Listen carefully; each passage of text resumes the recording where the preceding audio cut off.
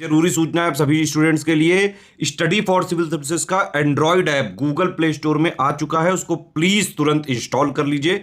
और अगर आप स्टडी फॉर सिविल सर्विसेज के सिर्फ ऐप से कोई भी कोर्स, कोई भी पीडीएफ परचेज करते हैं तो उसमें अप्लाई कूपन, अगर आप ज्ञान सर जो है आप उसमें अप्लाई करते हैं, ये कूपन कोड है, तो उसमें 20% फीस तुरंत माफ हो जाएगी। मतलब 20% डिस्काउंट तुरंत उसमें लग जाएगा। ज्ञान सर लिखना है, नॉर्मली ज्ञान सर स्मॉल लेटर में है सब कुछ, कोई स्पेस नहीं, कोई कॉलम नहीं, सिर्फ ज्ञान सर GYANSIR। इस तरह से अगर कूपन कोड लगाते हैं आप ऐप में बाई करने से पहले, जो अप्लाई कूपन वाले में आता है, तो 20% का डिस्काउंट तुरंत मिलेगा। वीडियो देखिए।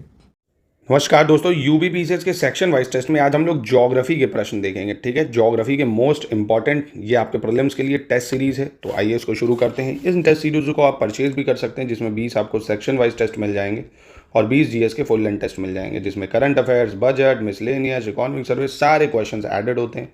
मोस्ट एक्सपेक्टेड क्वेश्चन के साथ आपके प्रीलिम्स की प्रैक्टिस को और ये बेहतर करेंगे। तो आप स्टडी फॉर सिविल सर्विसेज से इन नंबरों से जोड़ के इन टेस्ट सीरीज को परचेज कर सकते हैं। 844 पेज का हमारा जो रिवीजन मटेरियल है उसको ले सकते हैं प्रीलिम्स के लिए। उसी को पढ़ के आप अपने रिवीजन को कर सकते हैं, आराम से कट ऑफ को क्लियर कर सकते हैं। उन्हीं के लिए जो रिवीजन करना चाहते हैं, पढ़ चुके हैं, नए के लिए नहीं है जो कभी पढ़े नहीं एकदम से पढ़ लें, ऐसा नहीं हो सकता। ठीक है, तो चलिए आज का प्रश्न शुरू होगा। आप पूर्ण चंद्र को लगभग 1 महीने में एक बार देख सकते हैं।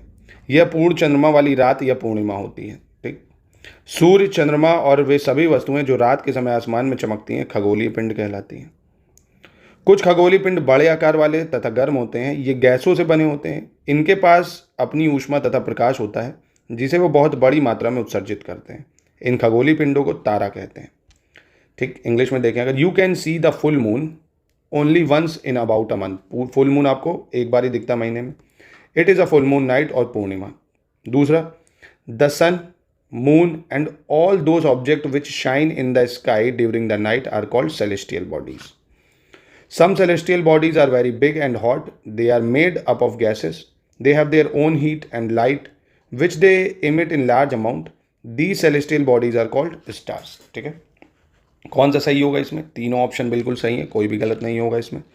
ठीक है, चलिए दूसरे प्रश्न पे आते हैं। इसमें आपको गलत पहचानना कौन सा गलत है। तो पहला स्टेटमेंट है, कह रहा प्राचीन समय में लोग रात्रि में दिशा का निर्धारण तारों की सहायता से किया करते थे। उत्तरी तारा उत्तर दिशा को बताता है।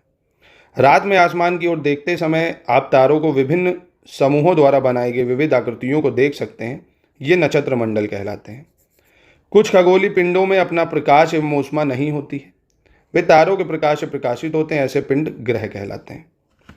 इन ancient times people use to determine the direction at night with the help of stars.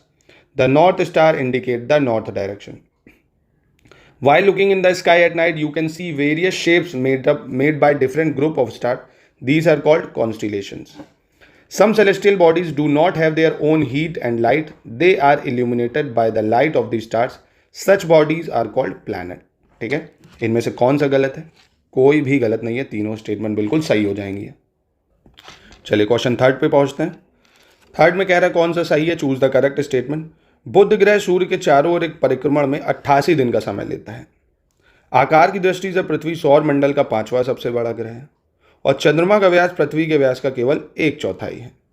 English में देख लेते हैं। The planet Mercury takes 88 days to make 1 revolution around the sun. Earth is the 5th largest planet in the solar system in terms of size. The diameter of moon is only 1/4 that of earth.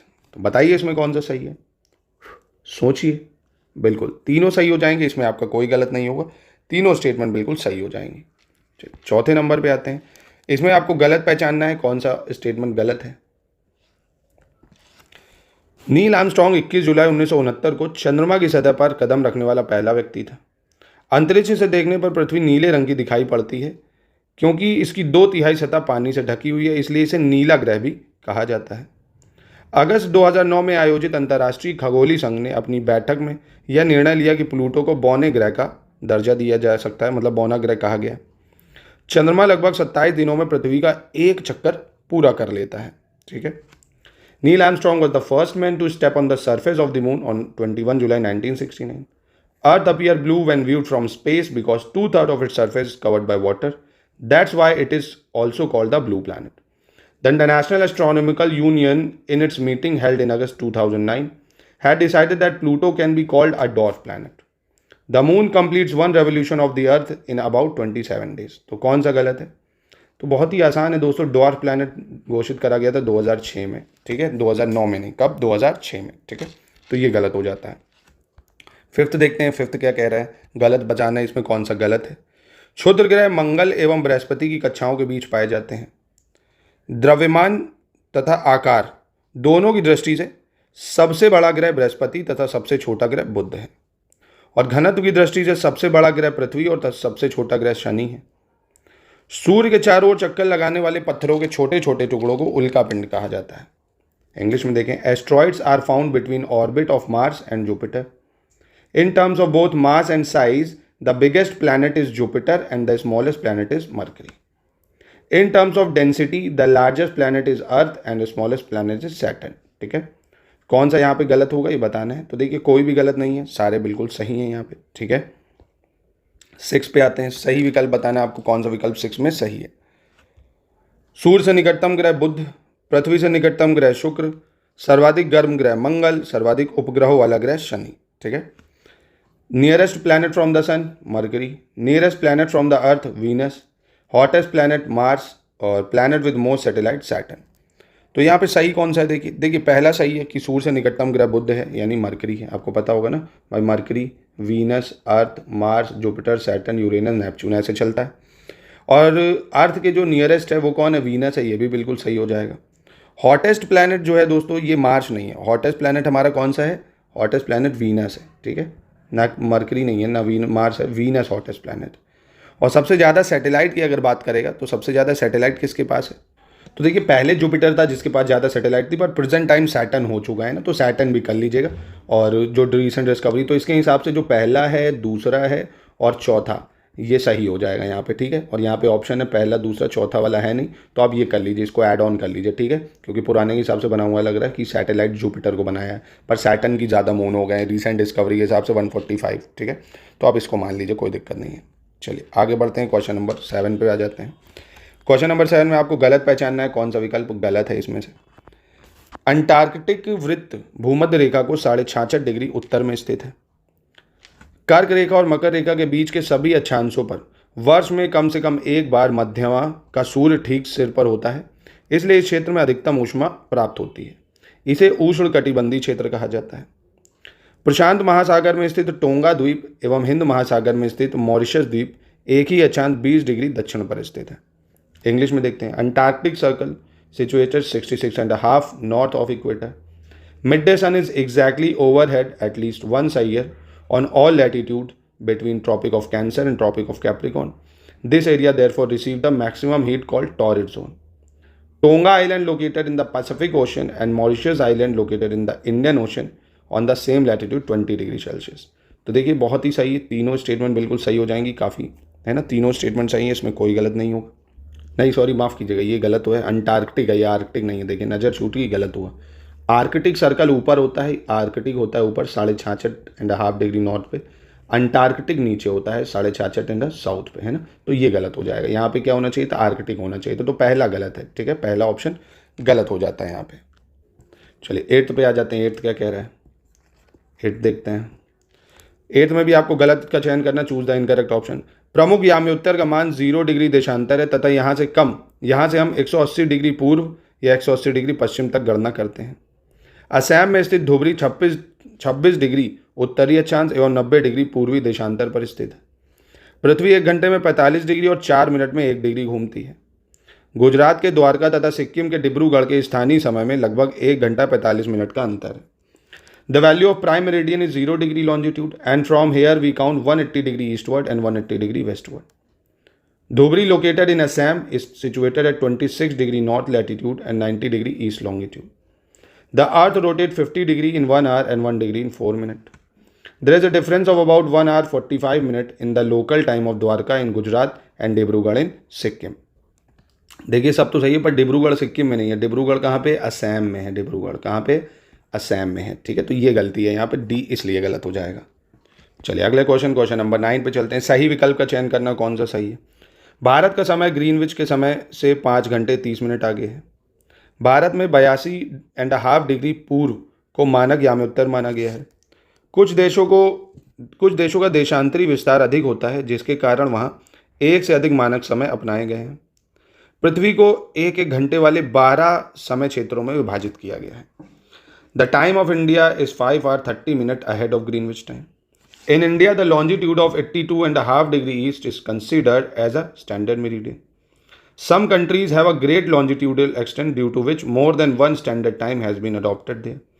The earth has been divided into 12 time zones of 1 hour each. ठीक है, तो यहाँ पे कौन सा सही होगा ये आपको बताना होगा। देखिए पहला, दूसरा, तीसरा तो ठीक है, चौथे में एक गलती है कि आप अगर सोचो कि पृथ्वी को एक एक घंटे के 12 में कैसे डिवाइड करेंगे, 12 नहीं 24 में डिवाइड करा गया। कितने?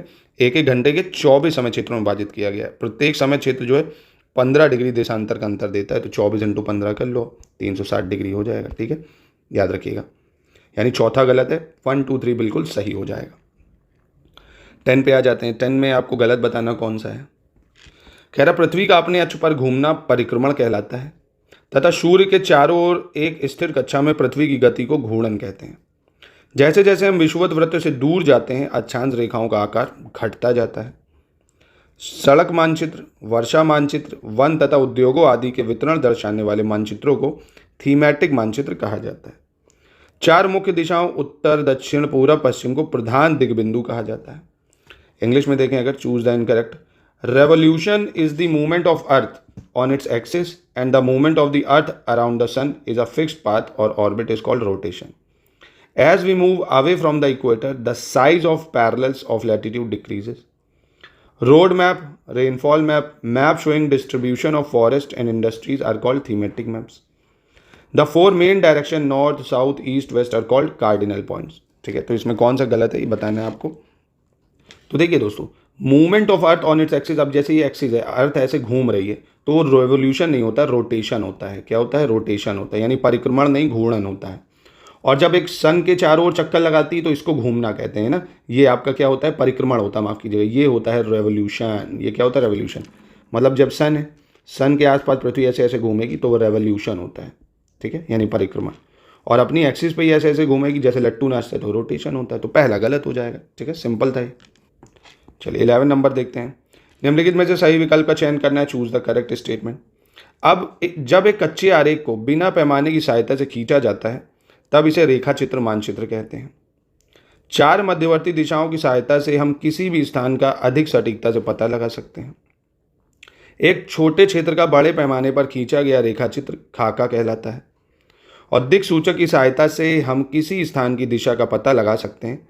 दिक् सूचक की चुंबकीय सुई की दिशा सदैव उत्तर पूर्व दिशा में होती है। When a rough drawing is drawn without the help of a scale, that is called sketch map. We can locate any place or more accurately with the help of 4 intermediate directions. A sketch of a small area drawn on a large scale is called plan. We can find out the direction of place with the help of a compass. The direction of magnetic needle of compass is always in the northeast direction. ठीक है, कौन सा सही है? तो देखिए ये पहले, दूसरे, तीसरे तो ठीक है, पर मैग्नेटिक कंपास बचपन से आप पढ़ते हैं और नॉर्थ साउथ डायरेक्शन में ठहरते हैं, वो नॉर्थ ईस्ट में नहीं है ना। कैसे ठहरते हैं? नॉर्थ और साउथ डायरेक्शन में हमेशा। तो यहाँ पे 1 2 3 सही हो जाएगा, चौथा यहाँ पे गलत हो जाएगा। ठीक है, चलिए आगे बढ़ते हैं 12 पे। भारत एक बहुत ही विशाल भौगोलिक विस्तार वाला देश है। इसके संबंध में सही विकल्प का चयन करना है। India is a country with large geographical expansion. Select the correct option regarding this. Bharat उत्तर में हिमालय के ऊंचे शिखरों से घिरा है। भारत पश्चिम में अरब सागर से घिरा है। भारत पूर्व में बंगाल की खाड़ी से घिरा है और भारत दक्षिण में हिंद महासागर से घिरा है। ठीक है, इंग्लिश में भी देख लेते हैं क्या कह रहा है। इंग्लिश में कह रहा है India is bounded by high peaks of Himalayas in north, bounded by Arabian sea in the west, bay of Bengal in the east, Indian ocean in the south. तो बताइए भारत का मैप शायद ही किसी को ना बताओ। इधर Himalaya, Bay of Bengal, Arabian Sea, Indian Ocean, Western Ghat, Eastern Ghat, Aravallis, है ना, विंध्यास, सतपुड़ा, ये भी सब है। तो बिल्कुल सारे सही हो जाएंगे, कोई इसमें गलत नहीं होगा। 13 आ जाते हैं। 13 में कह रहा है कौन सा गलत है आपको पहचानना है, चूज द इनकरेक्ट। गंगा एवं ब्रह्मपुत्र नदियां विश्व के सबसे बड़े डेल्टा का निर्माण करती हैं, जिसे सुंदरबन डेल्टा कहते हैं। अरुणाचल प्रदेश से कच्छ तक पूर्व पश्चिम की सीमा लगभग 3200 किलोमीटर है। पश्चिम में गुजरात की अपेक्षा पूर्व के अरुणाचल प्रदेश में सूर्योदय लगभग 2 घंटे पहले होता है। इंग्लिश में देखें, the Ganga and Brahmaputra river from the world largest delta which is called Sundarban delta. The east west extend from Arunachal Pradesh to Kutch is about 3200 kilometre. The sun rises about 2 hours earlier in Arunachal Pradesh and in east then in Gujarat in west. तो देखिए यहाँ पे गलत जो है ये दूसरा हो जाएगा, क्योंकि आपको पता हो अगर जो गुजरात के कच्छ से अरुणाचल प्रदेश तक की जो लेंथ है वो 2900 किलोमीटर है. 3200 है ये वर्टिकल, जम्मू कश्मीर से कन्याकुमारी ये 3200 किलोमीटर की. तो ये स्टेटमेंट गलत हो जाएगा. चलिए आगे बढ़ते हैं, 14 नंबर पे आ जाते हैं. 14 क्या कह रहे हैं? कर्क रेखा एशिया महाद्वीप से होकर गुजरती है. एशिया के पश्चिम में यूराल पर्वत है जो इसे यूरोप से अलग करता है. उत्तरी अमेरिका दक्षिण अमेरिका से एक सक्रिय स्थल से जुड़ा है जिसे पनामा जल संधि कहा जाता है. यह महाद्वीप 3 महासागरों से घिरा है. ठीक है. Tropic of Cancer passes through the continent of Asia. Asia is separated from Europe by Ural mountains on the west. North America is connected to South America by a very narrow strip of land called isthmus of Panama. This continent is surrounded by 3 oceans. तो कौन सा सही है? देखिए बिल्कुल तीनों ही सही हो जाएगा, है ना. तीनों बिल्कुल सही है, मतलब दोनों ही स्टेटमेंट बिल्कुल सही है यहाँ पे. 15 कह रहा है निम्नलिखित में से गलत बताना है. Select the incorrect option. विश्व का सबसे ऊंचा पर्वत शिखर जो है माउंट एवरेस्ट समुद्र तल से 88,000 मतलब 8,848.86 मीटर ऊंचा है. एंडीज विश्व की सबसे लंबी पर्वत श्रृंखला है, दक्षिण अमेरिका में उत्तर से दक्षिण तक फैली हुई है. विश्व की सबसे बड़ी नदी अमेजॉन महाद्वीप उत्तरी अमेरिका से होकर बहती है. और विश्व का सबसे गहरा जो भाग है प्रशांत महासागर की मरियाना गर्त है. इंग्लिश में देखें, highest mountain peak of the world Mount Everest is 8848.86 metre above sea. Andes world largest mountain extend from north to south in South America. World largest river Amazon flow through the continent in North America. The deepest part of the world is Mariana trench of Pacific ocean. तो देखिए यहाँ पे बहुत ही आसान है. Amazon आपको पता होगा साउथ अमेरिका में बहती है, ना कि नॉर्थ अमेरिका में. तो सी वाला गलत हो जाएगा. ठीक है. 16 देखते हैं. निम्नलिखित में से सही विकल्प का चयन करना है. Choose the correct statement. सही कौन सा है? विषुवत वृत्त 0 डिग्री अक्षांश अफ्रीका महाद्वीप के लगभग मध्य भाग से होकर गुजरती है. अफ्रीका एक ऐसा महाद्वीप है जिससे होकर कर्क रेखा, विषुवत वृत्त तथा मकर रेखा तीनों रेखाएं गुजरती हैं. ठीक है. अफ्रीका महाद्वीप को द्वीपीय महाद्वीप भी कहा जाता है. इंग्लिश में देखें अगर, equator 0 degree latitude passes through almost central part of continent Africa. Africa is a continent through which Tropic of Cancer, Equator and Tropic of Capricorn, all 3 line passes. Continent of Africa is also called island continent. ठीक है. तो इसमें से कौन सा सही है आपको पहचाना है. तो continent of Africa is called island continent. ये गलत है. क्यों गलत है? ये अगर थोड़ी ज्योग्राफी भी आपने पढ़ी होगी तो आप बता सकते हो कि जो ऑस्ट्रेलिया है वो स्मॉलेस्ट कॉन्टिनेंट है ना, जो पूरी तरह से सदर्न में है उसको आइलैंड कंट्री बोला जाता है. ठीक है. आइलैंड कॉन्टिनेंट बोला जाता है किसको? ऑस्ट्रेलिया को. ये आप याद रखिएगा. ऑस्ट्रेलिया जो होती है आइलैंड कॉन्टिनेंट है या द्वीपीय महाद्वीप है. यानी सिर्फ पहला दूसरा इसमें सही हो जाएगा. 17 देखते हैं. सही विकल्प का चयन करना कौन सा सही है. प्रशांत महासागर का जो आकार है वो लगभग वृत्ताकार है. एशिया, ऑस्ट्रेलिया, उत्तर दक्षिण अमेरिका प्रशांत महासागर के चारों ओर स्थित है. दक्षिणी महासागर अंटार्कटिका महाद्वीप से उत्तर की ओर 60 डिग्री दक्षिण अक्षांश तक फैला हुआ है. Pacific ocean is almost circular in shape. Asia, Australia, North and South America surrounded the Pacific Ocean. The Southern Ocean extend from the continent of Antarctica northward to 60 degree latitude. तो बिल्कुल सही है दोस्तों. दोनों ही स्टेटमेंट बिल्कुल सही हो जाएंगे. आप कोई भी गलत नहीं होगा. ठीक है. चलिए 18 देखते हैं. 18 में भी आपको पहचानना कौन सा गलत है. ठीक है. Which is incorrect. अटलांटिक महासागर की तट रेखा बहुत अधिक दंतुरित है. अटलांटिक महासागर अनियमित एवं दंतुरित तट रेखा प्राकृतिक पोताश्रयों एवं पत्तनों के लिए आदर्श स्थिति. व्यापार की दृष्टि से अटलांटिक महासागर सबसे व्यस्त महासागर है और अटलांटिक महासागर अंग्रेजी भाषा के एल अक्षर के आकार का है. ठीक है. The coast line of Atlantic ocean is highly indented. Atlantic ocean is irregular and indented coast line is ideal condition for natural harbour and ports.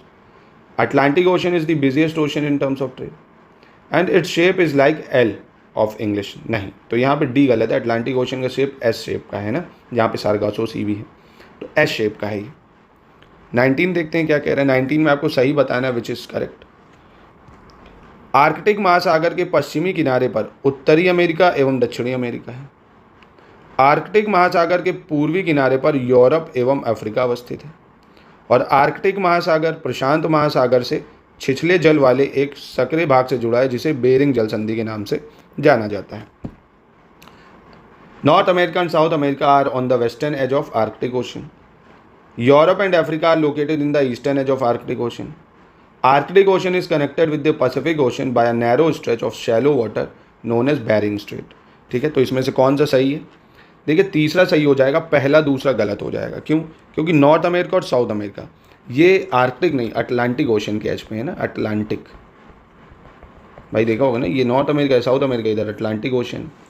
और यूरोप और अफ्रीका जो है eastern edge of Arctic ocean कह रहा है, तो ये भी गलत हो जाएगा। यूरोप और जो अफ्रीका है ये भी कहाँ पे है? ये आपके eastern edge of Atlantic ocean में है ना, ये भी अटलांटिक होना चाहिए। भाई इधर आपको पता है ये वेस्टर्न एज हो गया अटलांटिक ओशन का, इधर ईस्टर्न है जहाँ पे यूरोप हो गया और अफ्रीका। ठीक है, सिंपल था, यानी तीसरा सिर्फ सही है, पहला दूसरा गलत हो जाएगा। 20 देखते हैं क्या कह रहा है। ऊंचाई के साथ वायुमंडल के घनत्व में भिन्नता आती है। जैसे जैसे हम ऊपर की ओर जाते हैं वायुमंडल का घनत्व तेजी के साथ घट जाता है। वायुमंडल का घनत्व समुद्री तल पर सबसे अधिक होता है और कार्बन डाइऑक्साइड पौधे की वृद्धि के लिए आवश्यक है। The density of atmosphere vary with altitude. As we move upward the density of atmosphere decreases rapidly. Density of atmosphere is highest at sea level और carbon dioxide is essential for growth of plant. कौन सा सही है इसमें? चारों ही बिल्कुल सही है, इसमें कोई गलत नहीं होगा। 21 क्या कह रहा है? इसमें से गलत बताना आपको कौन सा गलत है। कह रहा है किसी स्थान की जलवायु उसकी स्थिति, ऊंचाई, समुद्र की दूरी तथा उच्चावच पर निर्भर करती है। समुद्री जल का तल सभी जगह समान होता है। सामान्यतः 600 मीटर से अधिक ऊंचाई एवं खड़ी ढलान वाली पहाड़ी को पर्वत कहा जाता है। ठीक है। The climate of a place is affected by its location, altitude, distance from the sea and relief feature. The level of sea water remains the same everywhere. Generally, a hill with a height of more than 600 meter and a steep slope is called mountain. कौन सा गलत है? कोई भी गलत नहीं होगा, तीनों स्टेटमेंट इसमें सही हो जाएंगे। 22 देख लेते हैं कौन सा विकल्प सही होगा इसमें। पृथ्वी की सतह के टूट कर घिस जाने को अपर्दन कहते हैं। अपर्दन की क्रिया के द्वारा पृथ्वी की सतह नीचे हो जाती है। दो प्रक्रियाएं अपर्दन तथा निक्षेपण बहते हुए जल, वायु तथा बर्फ के द्वारा संपन्न होती हैं।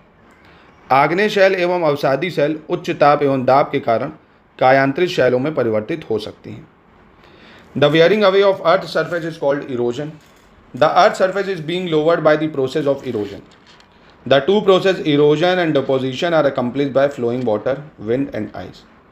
Igneous rock and sedimentary rocks can be transformed into metamorphic rocks due to great heat and pressure.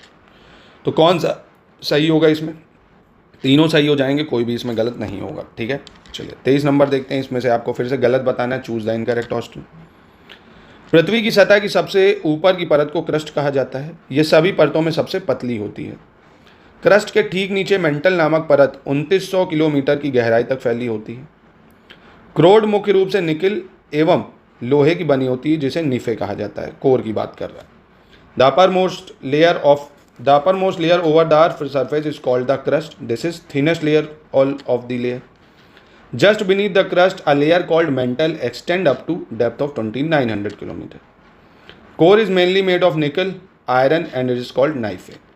तो कौन सा इसमें सही मतलब गलत है? तो गलत तो कोई नहीं है भाई, तीनों ही बिल्कुल सही हो जाएंगे यहाँ पे। ठीक है, 24 नंबर देख लेते हैं क्या कह रहा है।